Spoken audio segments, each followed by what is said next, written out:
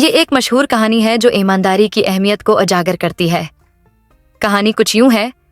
एक बार एक जंगल में एक जादूगर रहता था। वो जादूगर जानवरों को मुख्तलिफ हदायत दिया करता था। इम्तिहानात में डालता और देखता कि कौन सा जानवर सबसे ज्यादा ईमानदार है। एक दिन जादूगर ने ऐलान किया कि जो जानवर सबसे ज्यादा ईमानदार होगा इसे वो इनाम देगा। खरगोश ने सोचा कि वो भी उस इम्तिहान में हिस्सा लेगा।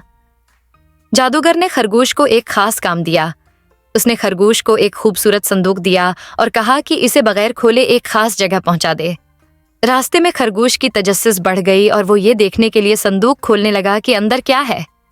लेकिन फिर उसे जादूगर की बात याद आई और उसने फौरन संदूक बंद कर दिया और सोचा कि ईमानदारी सबसे बड़ी खूबी है। जब खरगोश जादूगर के पास पहुंचा और संदूक वापस किया तो जादूगर ने कहा, तुमने मेरी आजमाइश है, मैं कामयाबी हासिल की है। तुम्हारी ईमानदारी ने तुम्हें ये इनाम दिलाया है। ये कहानी हमें सिखाती है कि ईमानदारी एक ऐसी खूबी है जो जिंदगी में कामयाबी और इज्जत का सबब बनती है।